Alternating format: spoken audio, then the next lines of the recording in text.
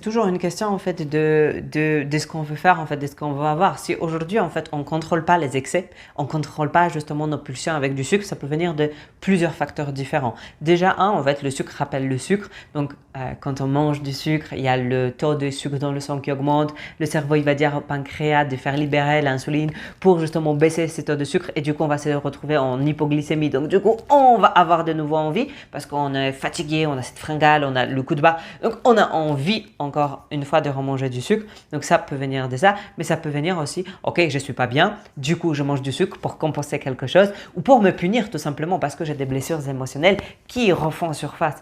Donc en fait, si aujourd'hui, pour arrêter de manger du sucre, il faut trouver la cause du. Qu'est-ce qui se passe à l'intérieur de moi? Qu'est-ce qui se passe à l'intérieur de mon corps? Est-ce que c'est hormonal? Est-ce que c'est émotionnel? Est-ce que c'est mon stress? Est-ce que c'est mon état d'esprit? Donc on peut éviter de manger du sucre évidemment, mais pas toute la vie parce que ça reste quand même un plaisir.